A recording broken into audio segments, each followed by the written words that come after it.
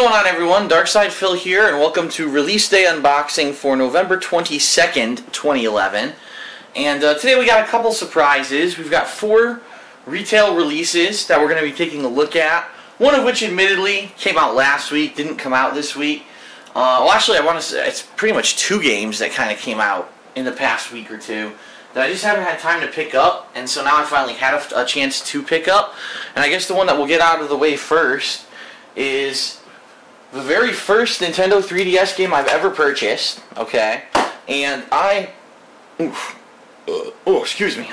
owned a Nintendo 3DS for several months. I actually bought one, I'm trying to remember when it was. It might have been like August or September. I'm not positive, but my Nintendo DS broke, the hinge on the door, and I've used my DS Lite ever since like launch of the DS Lite. I had the damn thing, so I'm not surprised. But the hinge on the door broke after using it for so many years, and I had to get a new DS. And I said, well, if to get another DS Lite, first of all, you can't even get a DS Lite. I would have had to get like a DSi or a DSi XL or whatever the hell it was, the one with the big screen.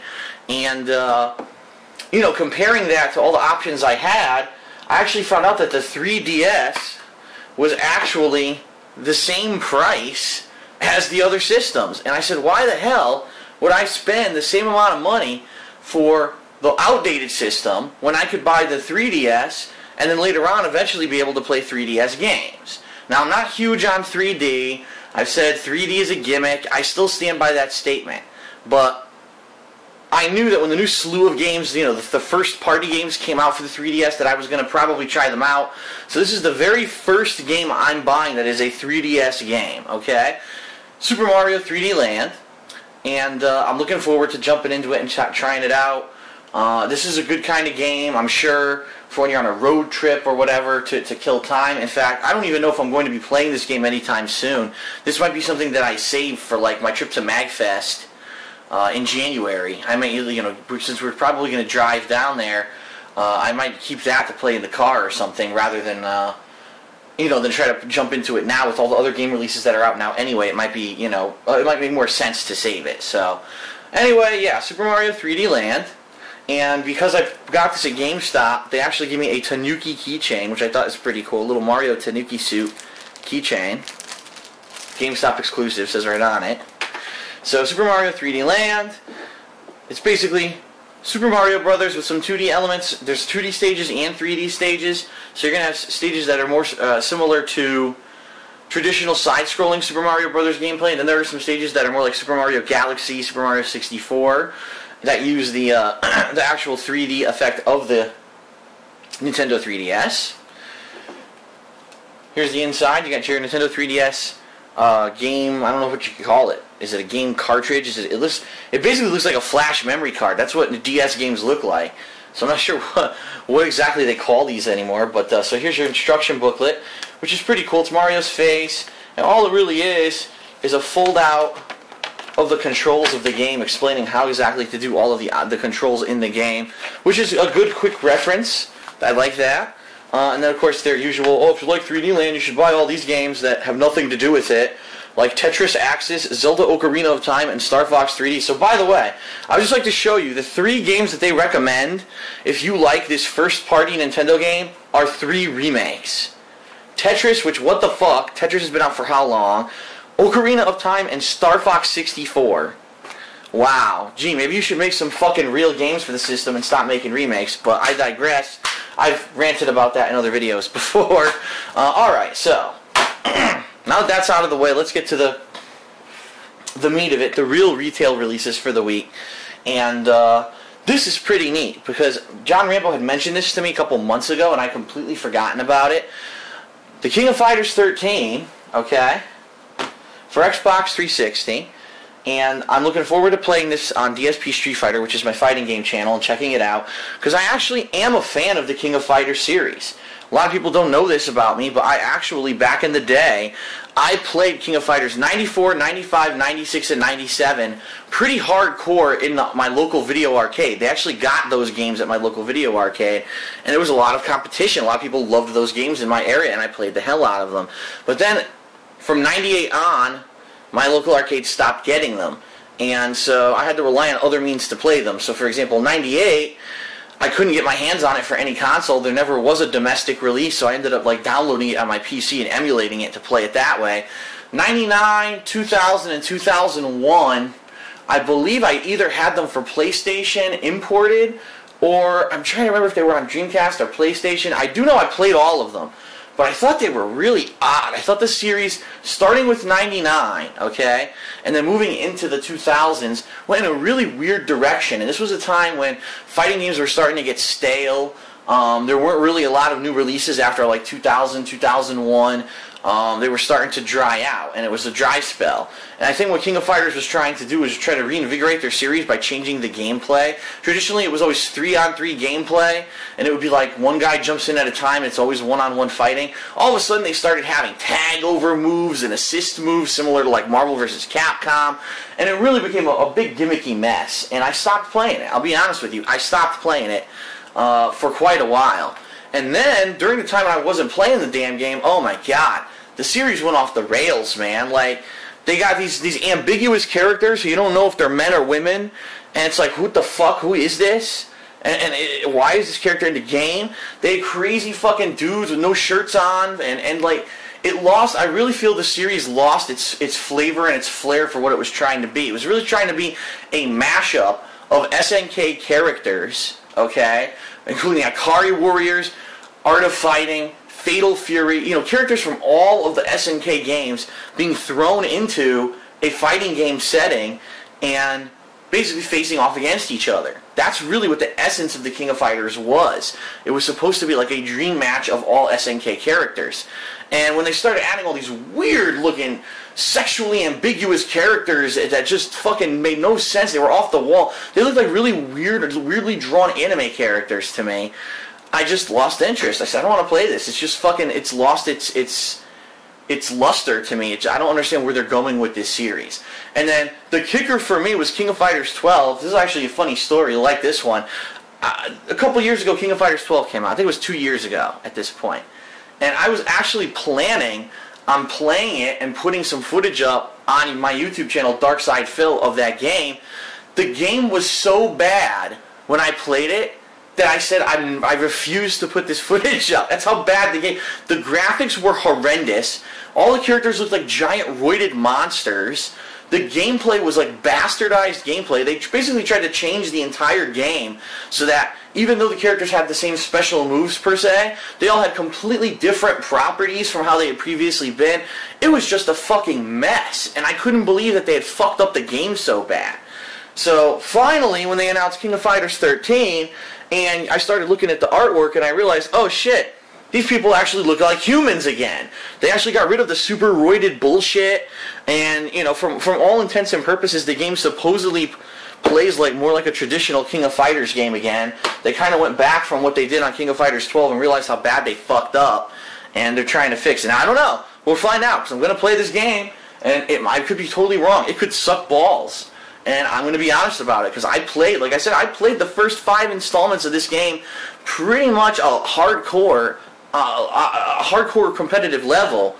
And for me to play a new one now, a decade later, is going to be a really interesting take, I think. So we'll take a look at that. It's King of Fighters 13. Now, the real neat thing about this, what I was saying that John Rambo had told me and I had forgotten, this game, if you had pre-ordered it, you get for free a 4-disc King of Soundtracks 94 through 13 compendium soundtrack that basically takes the best of the music of the King of Fighters series over its entirety and puts it on a 4 CD set for you.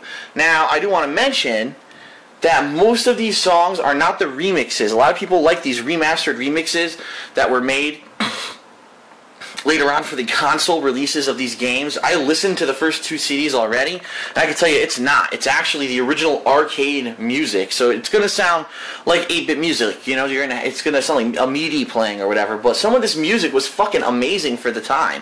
In fact, some of these games, like King of Fighters 94 through 97, the music was a big factor in the game. When you play these in the arcade, you hear, what is that? Where's that sound coming from? Where's that song coming from? And you walk over, you're like, the King of Fighters? What the fuck?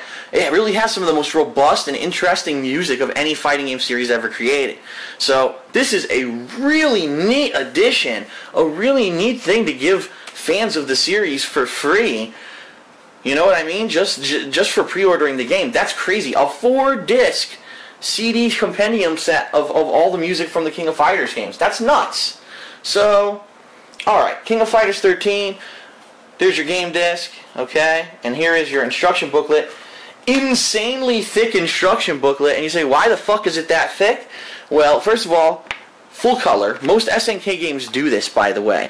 Complete full color instruction booklet, beautiful art, explaining how to play the game, what all the buttons are, explaining the system of the game. And to be honest, I'm going to have to really play this a little bit to learn what they've changed, because there's so many new things in here now. I mean, they got special moves, EX special moves, hyperdrive mode, desperation, EX desperation, Neo max, drive cancel, super cancel, hyperdrive cancel, and max cancel. What the fucking shit is that stuff? So I'm gonna have to learn what all that stuff means when I play this game. But nice full color, and then it explains the game modes and stuff in the game, and then, and this is cool, a full moves listing. Now, I'm sure the characters have more moves than this. Usually they just take the most popular moves and list them. But yeah, and some of the classic teams of King of Fighters return, like Team Japan with Kyo Kusanagi leading it. Team Iori, now this is actually Iori's team from King of Fighters 96 makes a return. Team Fatal Fury, the original Team Fatal Fury's in this game. The original Psycho Soldier team reforms for this game. This is interesting. Kim's team, Kim Kafwan's team from Korea, is no longer a Korean team. They just call it Team Kim, and he actually teams up with Raiden and this guy Hwa Jai. A totally new team. Like that's nothing like I expected. The original Art of Fighting team from the original couple King of Fighters games is back. Team Ikari Warriors is back from King of Fighters 96. They're with Leona and not with her dad this time. The original Women's Fighters team. And then Team K, which is from the King of Fighters 99 series, makes a resurgence. What's his fucking face? Ash is a unlockable character. This is what the guy I'm talking about, Mr. fucking Gender Ambiguous. Who knows what the fuck that guy's supposed to be. And then also two more characters here. Billy Kane, who's a fan favorite from Fatal Fury, and I don't know who the fuck Psyche is, but I guess we'll find out. But it says you have to beat them. Sometimes they'll come out and challenge you in story mode or arcade mode, and if you beat them, you unlock them as playable characters. Now you might say, why is the instruction booklet so thick? Here's why: because then it goes completely through itself again in a different language. So 2 completely different languages for the same instruction booklet, and therefore it ends up being super huge. So that's King of Fighters 13. That's pretty cool. There'll be footage of that on DSP Street Fighter this week. Up next, we've got WWE12, which is the reimagining, the reboot, basically, of the WWE video game series. If you remember, originally it was SmackDown was the name of this game series, and it was like SmackDown, Here Comes the Pain, SmackDown, I'm trying to think, Know Your Role. No, that wasn't one of them, but you know what I mean. They had some kind of crap, silly slogan each year for the SmackDown series. I think a lot of people liked the SmackDown series of games. They were easy to jump into. They had faithful reproductions of the wrestlers, the WWE superstars that you were trying to play as. Up to 6-player gameplay if you had like the multi-tap for the PlayStation, and they were really fun. And then all of a sudden, when the series went to WWE Raw versus SmackDown, that's when it kind of changed a little bit. And I think the series went a little bit astray with those games, if I'm being perfectly honest. So now they're rebooting it, WWE12, the 12th installment of this series, and it's supposed to be the most simulation-heavy game of wrestling ever made. Some media outlets have reviewed this game and said it's just as good as WCW, NW, or not NWO. Well, those fucking games that came out in the 90s. I forget, what was it? Fuck. I apologize because I know what they are. I'm having a mind fart right now. But there were a couple wrestling games that came out in the 90s, and people kind of definitively said these are the best wrestling games ever made, to the point where people are still playing them. They actually have mods of these games online with all modern rosters of wrestlers. And some media outlets have reviewed this game and said this game is as good as those games. Do I completely believe that? Probably not, but I'm going to take it with a grain of salt, and I'm going to try out this game and I have some good high hopes for this game. There's your game disc. Here's your instruction booklet, which, well, what's up again, everyone? You might have noticed that there was a little bit of video editing right there, and I'm a little pissed off at THQ, these fucking assholes. I'm so tired of this bullshit. It's not just THQ. I'm tired of the whole gaming industry at this point for doing this. As I opened up WWE12 and I was going to show you what was in it, and I did. I showed you, you know, the game itself here. I also wanted to show you the instruction booklet, and now I've edited that part out, and I'm going to show you why. Here's the instruction booklet. I wanted to show you, here's what I wanted to show you, how basic that the instruction booklet is. It's only 2 pages trying to explain this elaborate control scheme for the game, and I get the feeling it's going to be very confusing, and I'm really going to have to put in some serious hands-on time with the game to understand the controls. But the reason I'm pissed is because THQ and all their fucking wisdom listed an online code on the back of this in order to play the game online, and I didn't know that, so I was doing my unboxing, and I'm like, oh, and here you go, and I turned it, I said, oh, wait a minute. Fuck, I just showed the code in the video, so now I have to edit the video to get that out, and I'm pretty angry about that because I'm so fucking tired of these cocksucking motherfuckers trying to suck money out of people that, well, guess what? You can't rent WWE12 because if you rent it, you don't get the online code and you can't play online.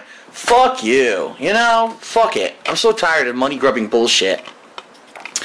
Anyway, you know, an ad here for WWE Shop. So if you want to buy WWE clothes, and then if you pre-ordered the game, you get The Rock. And there's a code on the back here to unlock The Rock. Okay? So that's WWE12. I will be doing that this week on my DSPGaming channel. And then last but certainly not least, but unfortunately a game that I might not even get to this week, Zelda Skyward Sword, which is also pretty neat because this game also comes with extras, just like King of Fighters did. This game, since it's the 25th anniversary of Zelda, actually includes a 25th anniversary Zelda Symphony CD, and there's actually a listing right here of all the tracks that are on this CD, okay? And it actually features the actual Zelda, I guess, Zelda Symphony that's traveling around right now. There is a Zelda Symphony going all around the country, doing a tour, and I guess this must be like a CD of their tracks. So you've got The Legend of Zelda 25th Anniversary Medley, Kakariko Village from Twilight Princess, the Wind Waker Symphonic Movement, Gerudo Valley, Great Fairy's Fountain Theme, Twilight Princess Symphonic Movement, let's see, The Legend of Zelda Main Theme Medley, and Ballad of the Goddess from Skyward Sword, all done by a symphony orchestra. Pretty sweet to get a whole extra music CD. Again, just like King of Fighters, you're getting it for free if you purchase Zelda Skyward Sword. That's really neat. Okay? So you've got that. You've got your game disc.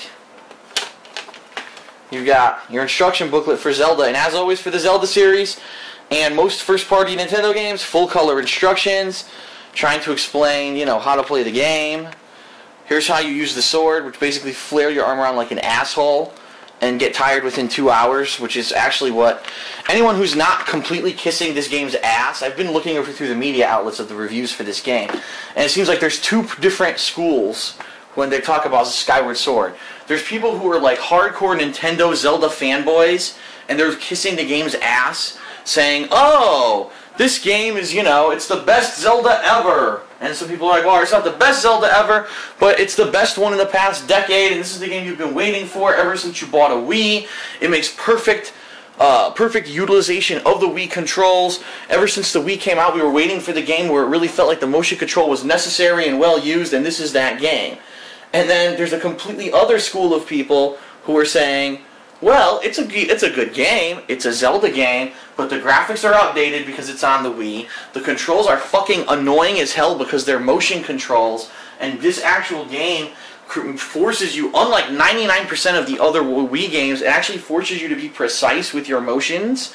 And since you've never played a game on the Wii that ever made you do that before, it's extremely frustrating when you're for the learning curve when you're trying to learn how to play this game. And also, a lot of people are saying this isn't a game you can play for a long time at a time. You can only play it for like 2 to 3 hours because it's so motion intensive with your arms that your body actually gets tired and you need to take a rest because you're sore from fucking playing it. So good luck playing this game on a marathon, 8 hours or more, because you're probably going to be physically drained trying to play the game, because you can't just flick your wrist anymore. You have to really move your arms a full range of motion. So interesting to see the two different, completely polar opposite views on this game. And I love it when I get a game like this, because now when I play it, I'm going to get to really get a unique take on it and say, gee, you know, what do I think? Because keep in mind, I am a fan of Zelda. I love Zelda. As I've said before, my favorite Zelda ever was Link to the Past. And when the Zeldas kind of jumped to 3D, I was a little disappointed, I'll be honest, because I thought that a lot of the charm of the top-down 2D gameplay was lost when the series went to 3D. Now, not to say that I don't recognize that games like Ocarina of Time, Majora's Mask, etc. weren't very good games. They were some of the best-selling games of the time when they were out, and they were extremely well-rated and very popular. So I understand that. And that's why when I play Skyward Sword, I'm going to have an open mind, and I'm going to try to really give it a fair shake, and we're going to see, you know, exactly what it is. Now, from all intents and purposes, people are saying the game's going to be about 40 hours long. Do I believe that? Absolutely not. I think that people that say that are the people who probably spent 10 hours running around trying to collect every fucking heart, trying to find enough items to upgrade everything in the game. You know, these are the people who enjoyed the game so much that they were running around doing these pointless collection quests and things just to keep playing the game.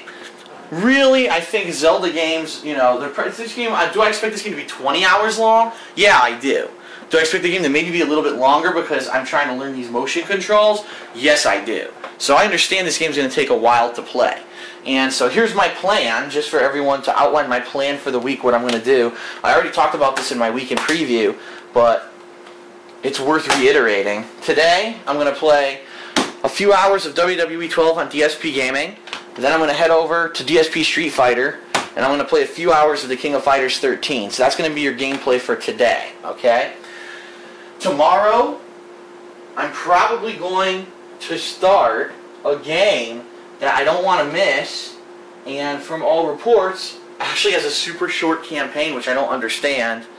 Need for Speed The Run, a game I unboxed last week and haven't even had a chance to touch yet. So I'll probably be trying that game out tomorrow, and then depending on how long it is, and you know, I'll probably try the multiplayer, but I'm not sure how much I'm going to get into it, because I'm not really a giant fan of racing games. But I was pleasantly surprised with the Driver San Francisco earlier this year. I really think that was a way to branch out and make a driving game something different and appeal to a mainstream audience. So I'm interested to see what they do with Need for Speed. So based off of how long I spend with Need for Speed, I might or might not play more WWE. I might or might not play more King of Fighters 13. It all depends. Thursday is Thanksgiving. So Thursday I'm going to do an Ask the King, which is my fan mail, you know, mailbag deal, and I'm going to do that, and then I'm going to be spending time with my family for dinner, Thanksgiving dinner, and depending on what time I get back, I might or might not be doing gaming footage.